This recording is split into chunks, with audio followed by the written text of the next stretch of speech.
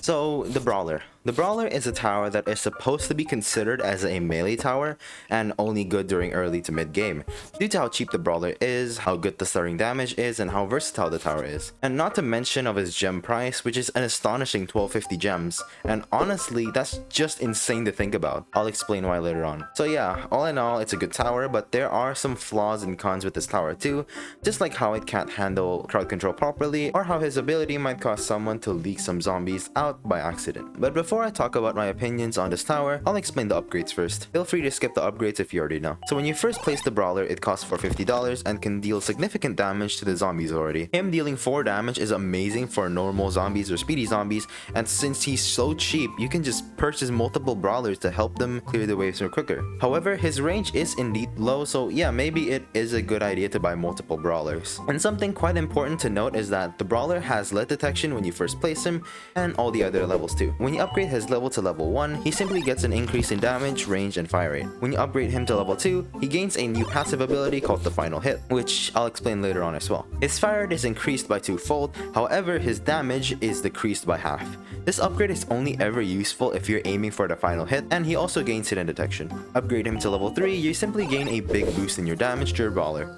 Upgrade him to level 4 and you gain a new ability called the Reposition ability, and also gain more range and damage to Final Hit. This Reposition ability is probably the most defining feature of the Brawler and is why it is just so good in the first place. And lastly, upgrading him to the max level simply increases every single stat he already has, gaining a ton more DPS, really good only when you have a ton of spare income to upgrade your towers with. Now, the upgrades itself are pretty self-explanatory until you hear these weird terms like Final Hit or Reposition, and don't worry, I'll try to explain the definitions of these terms as best as I can. So essentially, Final Hit is the last hit of the Brawler. From this demonstration, the Brawler at level 0 or 1 has a 2 attack pattern, whilst in level 2 or upwards, it attacks in a 3 attack pattern. You can see that he pauses right before he attacks again twice or thrice. If it pauses after 2 hits, it's of course level 0 or 1, but if it's 3 times before pausing, it's level 2 and up. Now this is important to note, as Final Hit not only does a butt ton of damage, but it can also knock back enemies or completely stun enemies. Now this is of course good for several things like stun locking slow bosses, dealing with fast zombies, etc. But his Final Hit damage, as I said, does a butt ton of damage. So not only are you stalling them, you are also beating the crap out of them. This is just one of the 2 insane abilities that the Brawler has. And speaking of which, the Brawler has this other insane ability called the Reposition ability. Now remember in the beginning where I said that the Brawler is a tower that is supposed to be considered as a melee tower? The Brawler is supposed to be a melee tower due to his short range. Well, just throw that out the window. This ability allows the Brawler to move into literally any part of the map. Want to move him to the back of the map? Yeah, sure you can. Want to move him back towards the front line? Sure you can. Want to literally bypass space and time itself and reposition into a completely different map? Sure you can. It also deals damage. When the Brawler lands, it creates a shockwave towards the ground and deals AoE damage. This is good for several things, but the main thing is that it's able to fend off one of the Brawler's weaknesses. I'll get to it in a moment. Also, this ability stuns zombies for a few seconds, allowing your Brawler to do more damage. But the Reposition ability has this insane cooldown of 40 seconds. Now, this will become a problem quite later on as your Brawlers need to deal with a bunch of enemies, resulting if with an inaccurate choice of accidentally using the Reposition ability too early, you might just accidentally lose the game due to a fast zombie leaking to your base. It means that the Brawler would need to just stay there for the majority of the 40 seconds, allowing more zombies to pass through if not careful. Slightly important to note as well, if the Brawler is level 5, aka in its max level, it can of course deal extra damage.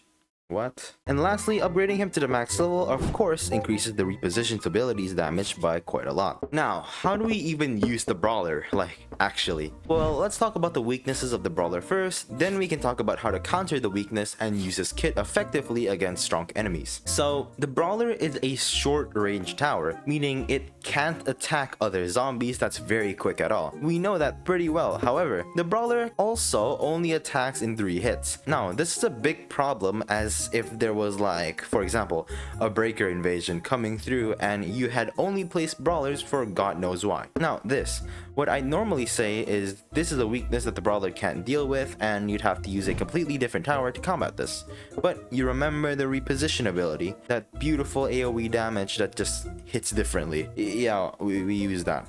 But like, 10 times the amount. So if you have multiple brawlers already upgraded and fully kitted out into like level 4 or 5, you can just spam the reposition ability and they just be Thanos snapped out of existence. Reposition's ability to stun and deal AoE damage allows the brawler to even take out his own weaknesses, which is ridiculous. And not only that, remember the quick enemies that just leaks through your brawler spam? Yeah, just reposition save that as well. This ability is overpowered and it's one of the defining features of the brawler, and it's why it's, amazing. Now let's actually talk about how we even use the brawler, since that was the main point of this topic in the first place. How we can use this tower is by placing multiple brawlers in the first few waves, and then we can simply farm and get more money. Then after seeing some more like tankier enemies, we can simply upgrade the brawlers to level 2 and continue farming. And after you get like multiple level 3 farms, you can just do whatever at that point. Get a mini or an NG if you have it, or just continue upgrading the brawler, because wow, the brawler is surprisingly amazing in each level. Each level in like every tower is supposed to be like,